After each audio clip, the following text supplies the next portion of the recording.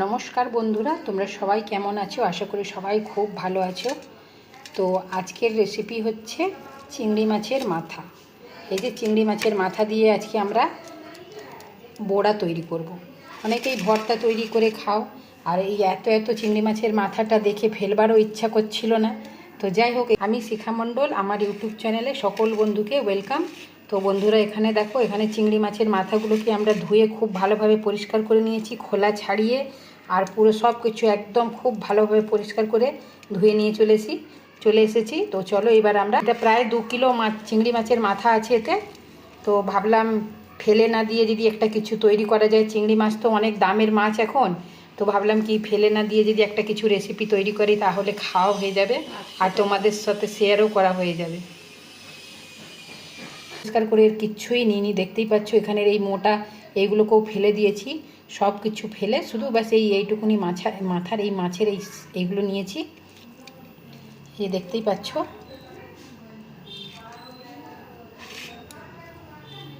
তো এইগুলোকে আমরা খুব ভালোভাবে ধুয়ে পরিষ্কার করে নিয়ে চলে এসেছি। তো এর জন্যে লাগবে ডাল বাটা। তো এখানে আমরা ছোলার ডাল ভিজিয়ে রেখেছিলাম, এই যে ছোলার ডালটাকে মিহি একটা পেস্ট করে নিয়েছি। ছোলার ডাল দিয়ে কিন্তু খেতে খুবই ভালো লাগে, তোমরা একবার ট্রাই করে দেখবে বন্ধুরা। এই বড়ার রেসিপি খুবই ভালো লাগে, কিন্তু এই খোলাগুলো আরে যদি ফেলে করো তো আরও তাহলে টেস্টি হবে। এই যে এর মধ্যে এই খোলাগুলো যদি ফেলে দাও, খোলাগুলো কিন্তু ফেলে দিলে খেতে কিন্তু খুবই ভালো হয়, সবাই খেয়ে নেবে। তো চলো রেসিপিটা তৈরি করি। তো এখানে চিংড়ি মাছের মাথাটাকে আমি শিলেতে খুব ভালোভাবে পিষে নিচ্ছি। তো এই যে দেখো, এইভাবে একটা মিহি একটা পেস্ট হয়ে যাবে। যেহেতু এটাতে সব কিছু ফেলে দিয়েছি বলে খুব সুন্দর একদম মিহি একটা পেস্ট হয়ে গেছে। তো এইভাবেই আমরা পুরো মাথাটাকেই পেস্ট করে নিচ্ছি। এখানে ছোলার ডাল বাটা নিয়ে নিয়েছি, তার সাথে দিয়ে দিচ্ছি হলদি পাউডার, আর দিয়ে দিচ্ছি জিরে ধনের পাউডার, আর দিয়ে দিচ্ছি স্বাদ মতন নুন, তারপরে এতে দিয়ে দিচ্ছি কেটে রাখা কাঁচা লঙ্কা, আর দিয়ে দিচ্ছি পেঁয়াজ কুচোগুলো এর মধ্যে দিয়ে দিলাম, আর দিয়ে দিচ্ছি ওই বেটে রাখা চিংড়ি মাছের মাথাটা,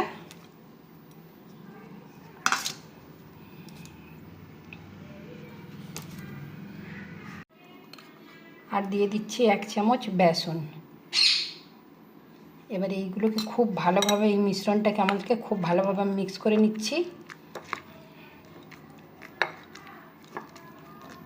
চিংড়ি মাছের মাথার বড়া এইসব তখনকার দিদা ঠাকুমারা করতো, এসব হারিয়ে যাওয়া একটা একদম রেসিপি হচ্ছে। তো তোমরা বুঝতেই পারছো, এখন আমরা মাঝে মাঝে করতে থাকলে পরবর্তীকালে কী হবে, কি বাচ্চারাও এই জিনিসগুলো করতে শিখবে বা করবে। তখন দিদা ঠাকুমাদেরকে দেখতাম মাছ বাছার পর এই মাথাগুলোকে রেখে দিত, আর মুসুর ডাল পিষে আর মুসুর ডালের সাথে এইভাবে বড়া তৈরি করে দিয়ে দিত, গরম ভাতেতে কিন্তু খেতে খুবই ভালো লাগতো।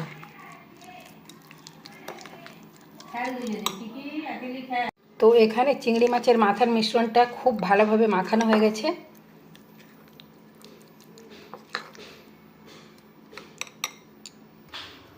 এখানে আমরা একটা তাওয়া বসিয়ে সরষের তেল দিয়ে দিলাম, সরষের তেলটাকে খুব ভালোভাবে গরম করে নিচ্ছি।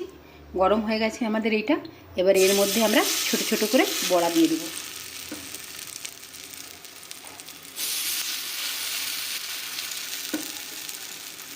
এই বড়াগুলো গরম গরম ভাতের সাথে কিন্তু খেতে খুবই ভালো লাগে, আর ছোট বড় সবাইকেই পছন্দ আসবে। ফেলে দেওয়া জিনিস দিয়ে একটা দারুণ একটা রেসিপি তৈরি হয়ে যায় কিন্তু।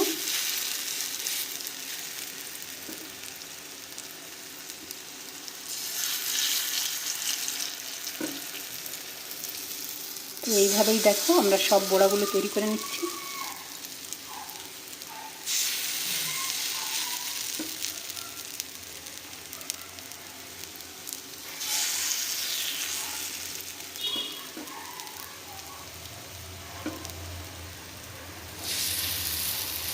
তোমরা কে কে খাও বন্ধুরা এরকম চিংড়ি মাছের মাথার বড়া, একটুখানি কমেন্ট করে বলবে কি কার কার পছন্দ আর কার কার পছন্দ নয়।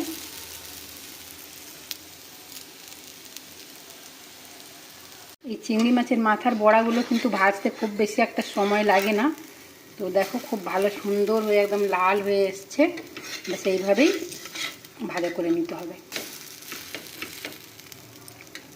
আর বাকিটা আর ভাজবো না, ব্যাস এই কিছুটাই ভেজে রেখে দিচ্ছি। গরম গরম খেতেই ভালো লাগে। এখন বাকিরা নেই বাড়িতে, সেই জন্যই আর ভাজছি না। তো যাই হোক বন্ধুরা, পাশে থেকে এতক্ষণ ভিডিওটা দেখার জন্য সকলকে অনেক অনেক ধন্যবাদ। সবাই ভালো থেকো, সুস্থ থেকো।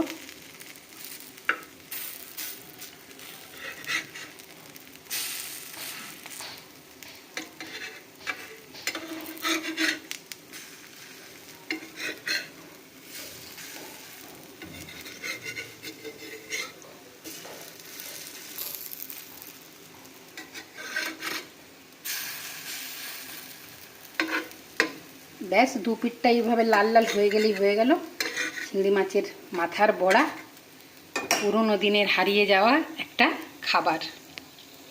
সবাই ভালো থেকো, সুস্থ থেকো বন্ধুরা। টাটা।